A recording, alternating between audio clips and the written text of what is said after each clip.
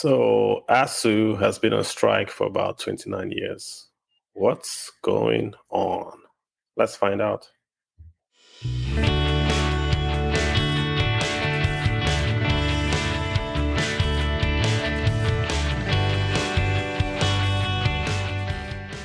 Hello, folks. Welcome to the podcast, The Way I See It, which is just my views on money, on the economy, and the intersect. Yeah.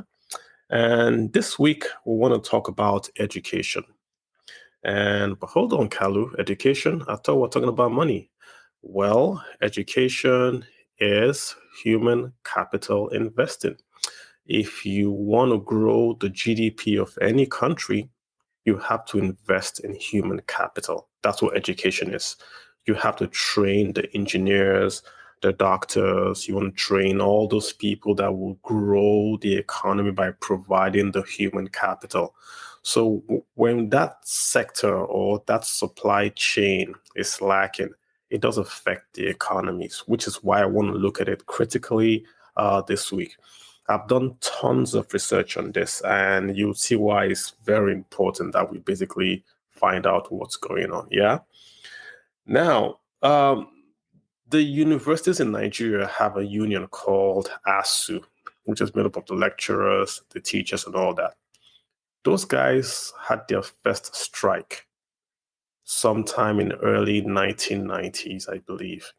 And as of 2020, on and off, this year, they are still on a strike. So that will make it about 29 years that ASUU has been striking. So what have they been striking for? Well, the same thing, money, improved benefits. They've been striking to get the government to fund education. So I want to find out if ASUU actually had a point. What's going on? Who is it? Who is to blame in all this? Is it ASUU? Is it the government? Why can't we just fund universities? Don't we sell oil again? So that's what I want to do this week. So let me first of all start by, again, going back to the point I made about education being very, very important. I did find some very, very good research that talked about the correlation or the linkage between education and GDP. And I can quote them for you guys here just to make the point. So we've got Baldwin and Borrielli in 2008 in a study revealing that the growth per capita income is positively associated with higher income.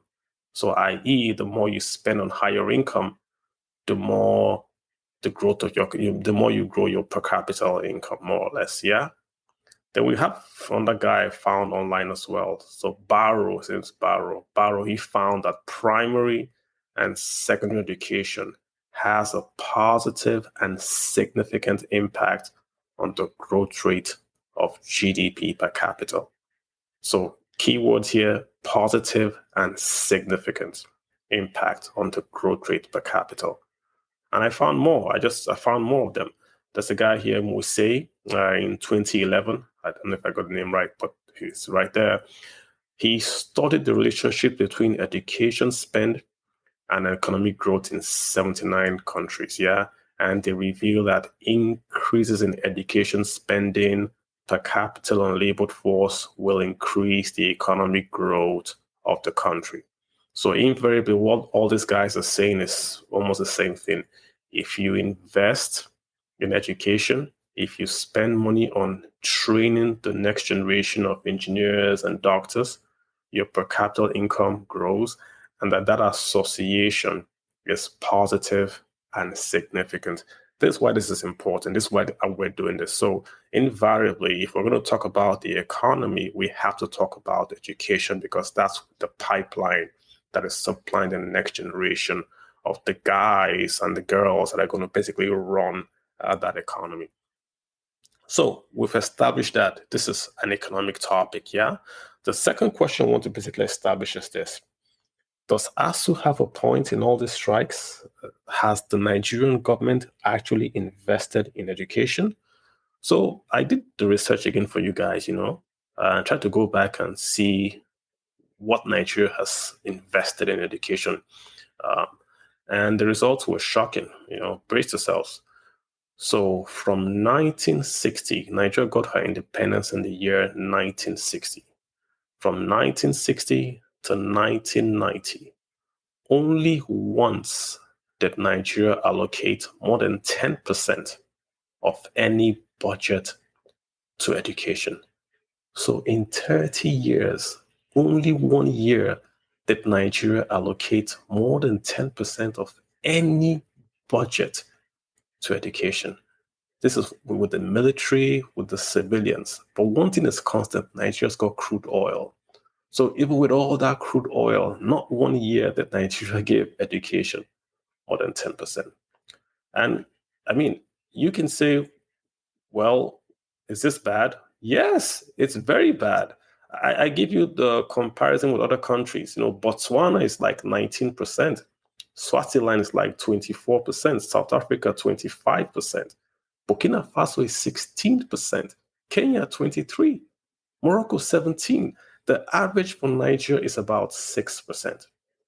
Let me quote the former education minister, Dr. Obi Ezekwesili, who later became the World Bank vice president.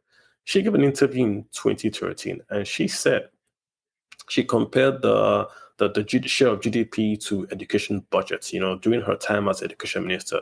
And she said South Africa was spending 7.9% of her education budget, of her GDP, more or less, on education. So 7.9%.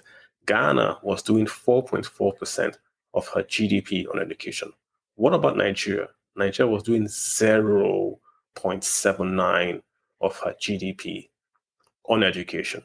So just so you guys understand what's going on here, the largest economy in Africa with the largest GDP is doing 0.79% of that GDP to train the workers in that economy. But Ghana has a smaller economy, is doing 4.4%. Who do you think from 2013's economy has grown the fastest, Ghana or Nigeria?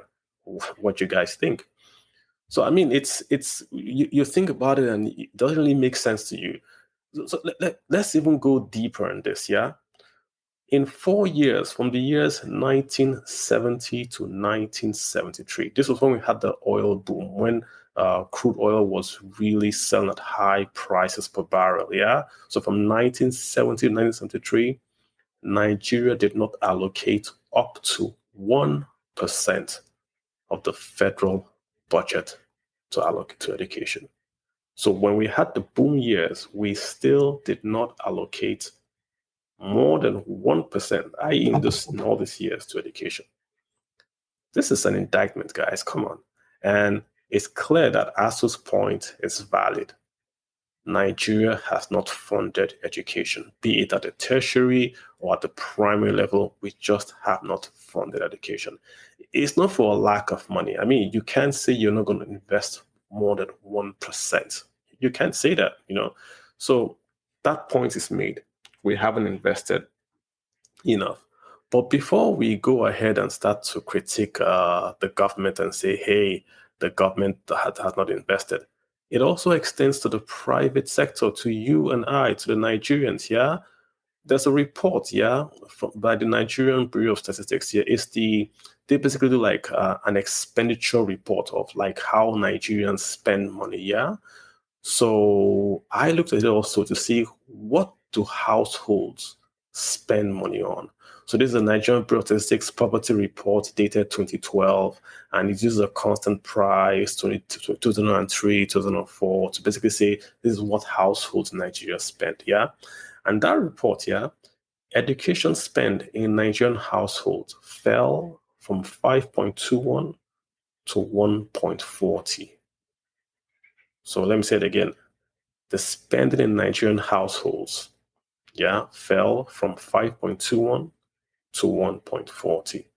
So more or less, as things got a bit, in quote, tight and at home, when Nigerians made less money, what budgets did they cut? Well, they cut education. Maybe some took some kids out of school or spent less on books and all that, but they cut education. So compare that with, say, South Korea, who in 1960, Nigeria had a higher GDP. In South Korea, the parents spend 25% of their incomes on education. So again, you see the comparison. The government is not spending money. The private households are also not spending money on education. So when things get tight, the private sector cuts down, the households cut down, and the government cuts down. And what has been the effect? Well, Nigeria has got the largest number of kids out of school in the entire world.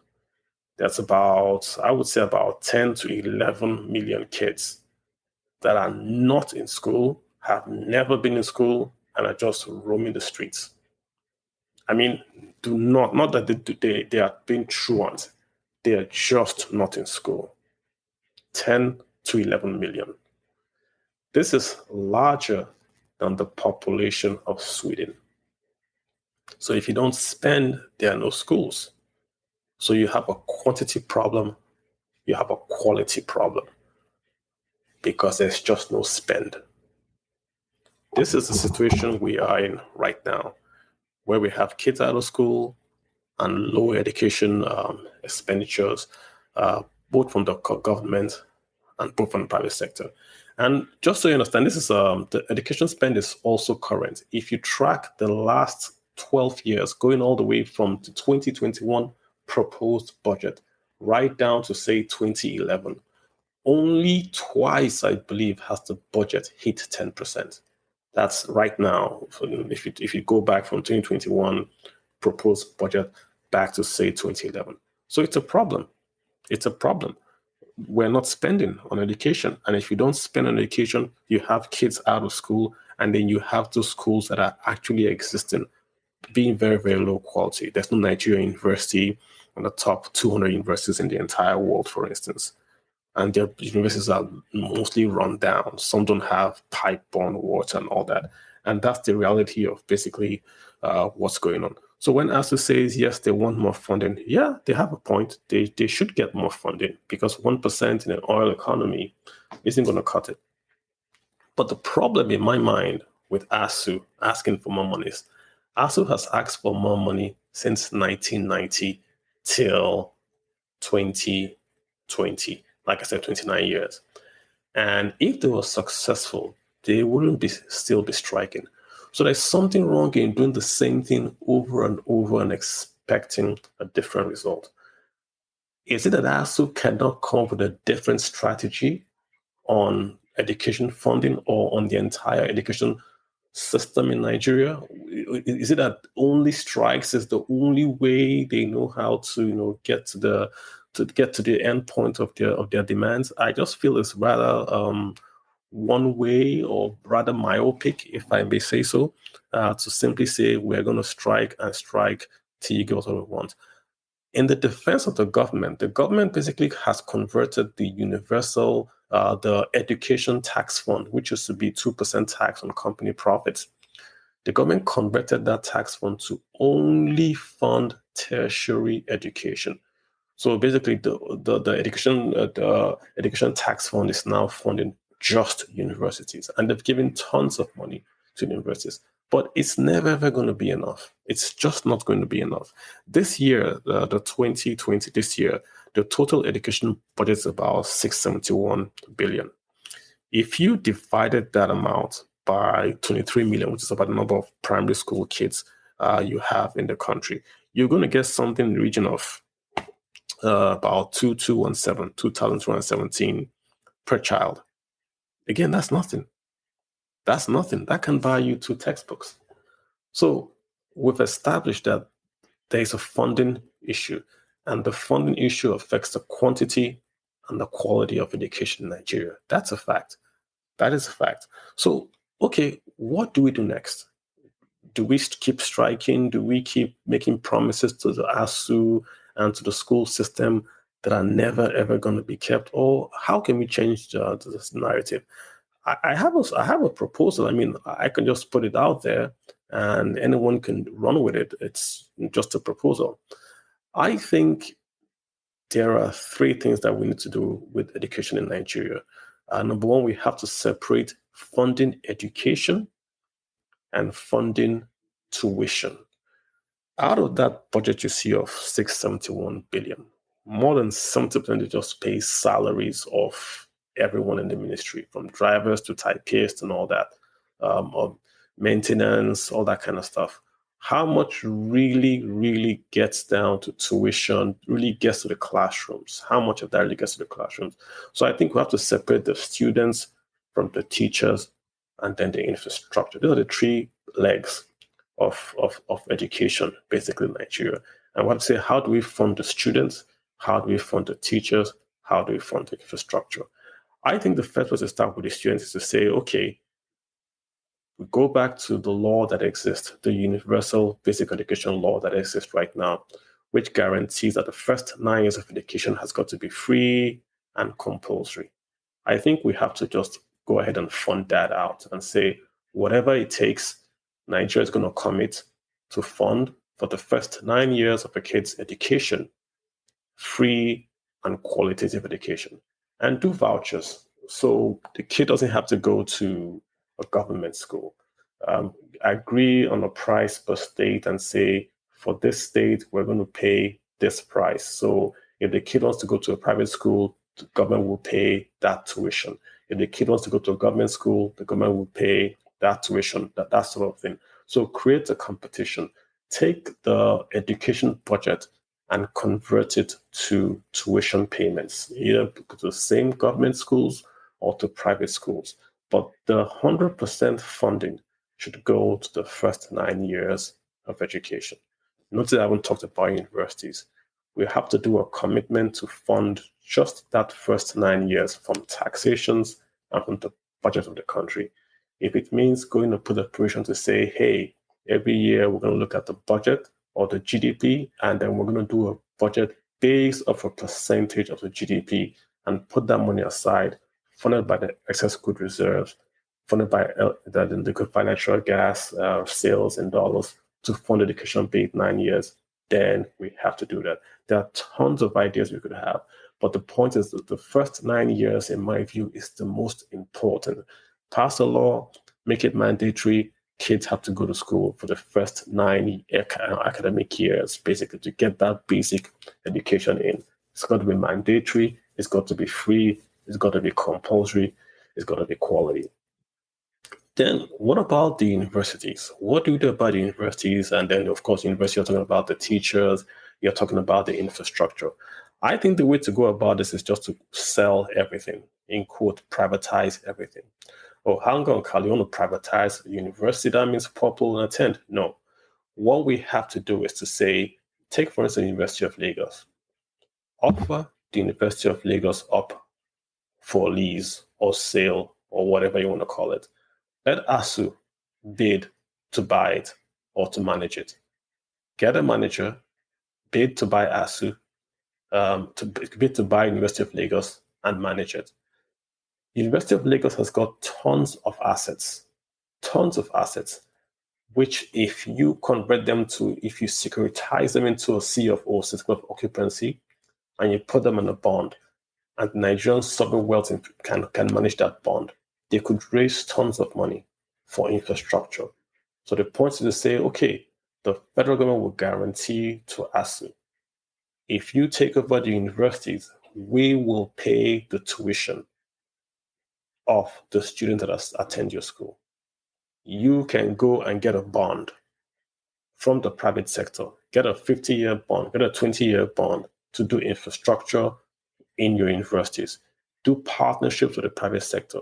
Get Nestle to sponsor your agricultural research labs. Get Innocent to sponsor your mechanical lab, your mechanical engineering lab. That's how it's done.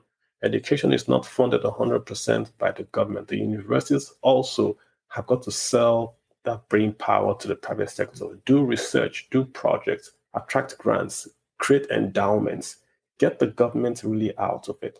The government will step in and say, we will fund education. And there are many ways to do this. The government could create a student loan program that charges 0% interest and give every child that wants to go to university a loan, 0% loan, and basically say, hey, if you come out of university and you do the NYSC program, we will pay your loan 50%. Then you have the other 50% you can pay interest-free over 10 years. And if you cannot pay, you can request for a cancellation or whatever. There are many ways to fund this.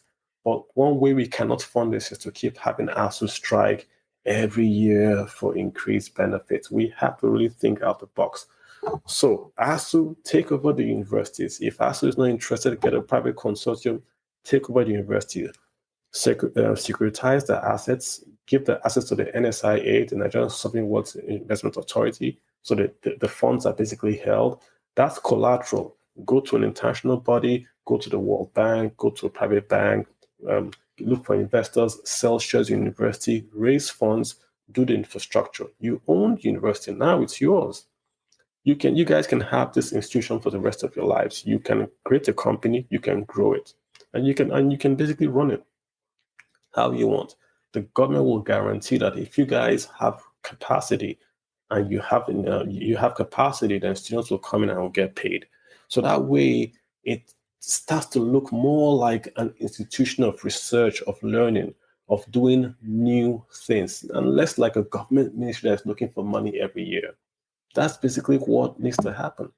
We need to take the funds, the raw cash that we have, and fund the primary schools.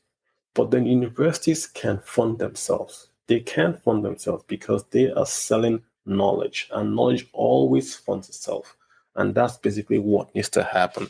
And I think if we do it this way, it would reduce a lot of the pressure on the government side to fund education. The truth really is this: the nation really does not have the money ASUU is asking for.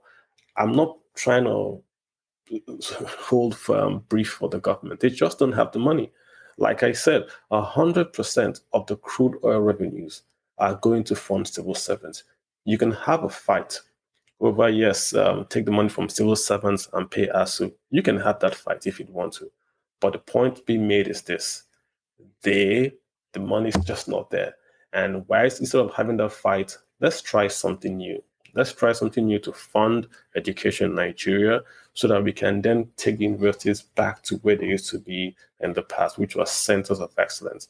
I did see a report a long time ago where the king of Saudi Arabia used to come to the University of Ife to get medical attention. He would come there and get a ward and he would be there and get medical attention. Now it's the other way around. We have the president of Nigeria going to Saudi Arabia to get medical attention. I mean, this stuff looks hard and all that, but I think just a mindset. We have to change the mindset. We have to recognize that the most important part of education is the foundation, and then the government must take out funds. If it means matching funds to GDP growth, matching funds to the energy gas revenues in dollars, and funding that, and then untying the universities from the grip of government funding and allowing them to go ahead and basically raise funds. The government can still come in and do grants. The government can still come in and do special grants every year to the universities, but the core funding, the core operations, how the university operates, cannot really be every year there's an budget allocation and the government sends money to the University of Lagos. The University of Lagos sits in the largest economy in West Africa. Lagos is the largest economy in West Africa and maybe possibly in Africa. Why should the University of Lagos be tied to revenues that it gets from, say, Abuja? Why can't it do research? Why can't it get endowments? How many graduates of the University of Lagos all over the world? Why can't it do that? University of Nigeria, why can't you have an endowment fund that funds new students and funds all these initiatives? We need to ask those questions, and ASUU needs to get into the game. They just can't be a net receiver of funds. They also have got to be a net generator of funds. So, I mean, this is just my view on the whole funding thing and ASUU in education. I think if you fought for 29 years and you are still fighting for something, you need to change strategy. And I think Nigeria also is ripe for a rethink of educational funding. We have to think endowments, we have to think research. We have to look for new ways of doing this education funding thing. Otherwise, in 5 years' time from now, ASUU will still be on strike, school will still be closed, and we'll be saying, oh, government, give us more money, and it's not going to go anywhere. So again, I thank you guys for listening to this podcast again, the way I see it. Keep sharing, keep telling your friends about it. You can also follow us on Twitter. It's FinPlanCalu@1. That's FinPlanCalu@1. We'll see you guys next week. Have a good day. Bye.